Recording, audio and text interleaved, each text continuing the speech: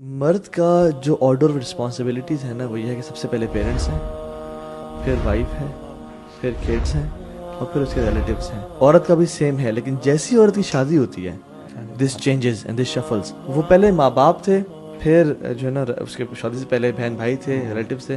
جیسی شادی ہوئی ہسبینڈ آگے ٹاپ پہ، کمپنی بدل گئی ہے، کمپنی بدل گئی ہے، ہسبینڈ سی او چینج ہو گیا ہے، سی او چینج ہو گیا ہے. اور دوسری بات ہے اکثر خواتین کیا کرتی ہیں، یا تو ابھی بھی ماں باپ کو رکھا ہوا ہے یا ابھی بھی اولاد کو سب سے پہلے ہے، یعنی اولاد سیکنڈ پہ آتی ہے. اللہ تعالیٰ نے بتا دیا ہے کہ مرد قوام ہے.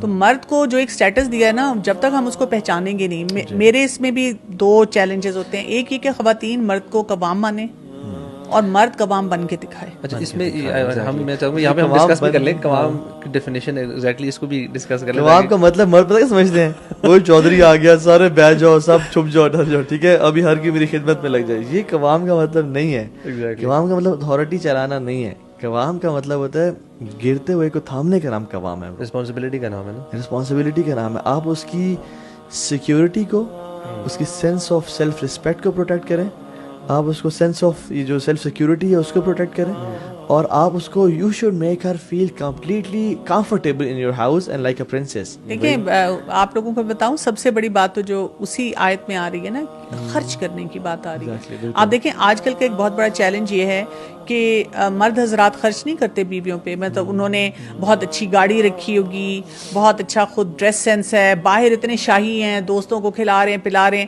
بیوی کو اتنا منیمم بجٹ دیتے ہیں اور ایکسپیکٹ کرتے ہیں کہ وہ اسی میں گزارا کرے. Some times it is not possible for her نا. اسی لیے تو وہ حدیث میں ہے نا، جو تم کھاؤ ان کو کھلاؤ، جو تم پہنو ان کو پہناؤ. تو یہ اس لیے کہا گیا ہے کہ جو مرد اپنے لیے سٹینڈرڈ رکھے وہی بیوی کو بھی دے، اور بیوی کے پاس بھی ایک یارڈ سٹک ہو کہ اچھا جی اگر وہ خود نہیں اتنا افورڈ کر سک رہا اور وہ خود بھی اتنا لباس نہیں اتنا پہنتا یا کھاتا پیتا تو ٹھیک ہے، پھر وہ مجھے بھی اگر کام دے رہا ہے تو بات سمجھ آتی ہے نا. لیکن اگر وہی بات ہے کہ ہر جگہ وہ حاتم تائی ہے اور میرے لیے وہ کہتا ہے کہ کچھ بھی نہیں ہے.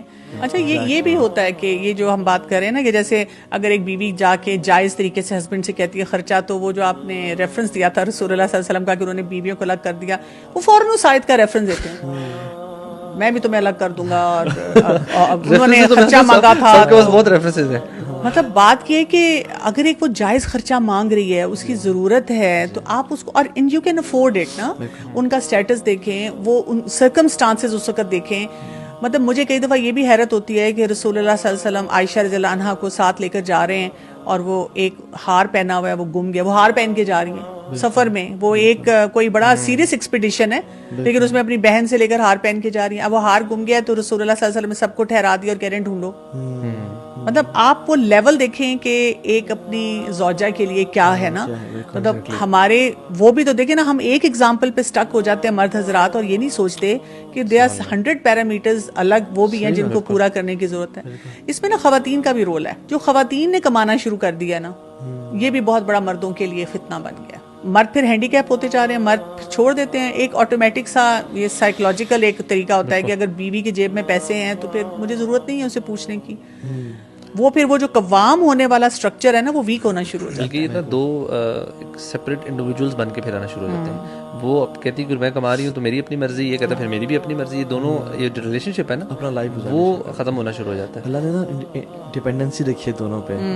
مرد عورت پہ ڈپینڈنٹ ہے اپنی جائز خواہشات پوری کرنے کے لیے اور اپنے سکون کے لیے، محبت کے لیے، اولاد کے لیے. اور جو عورت ہے نا وہ ڈپینڈنٹ ہے مرد پہ فائنینشلی، سیکیورٹی وائز، گھر کی پوائنٹ آف ویو سے.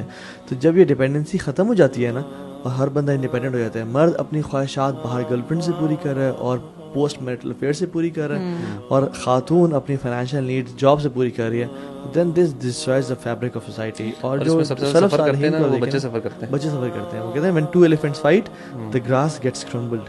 بالکل. اور وہ جو حدیث میں آتا نا کہ اگر تم حق پہ بھی ہو پھر بھی جھگڑا چھوڑو گے، I guarantee you a house in the corner of paradise.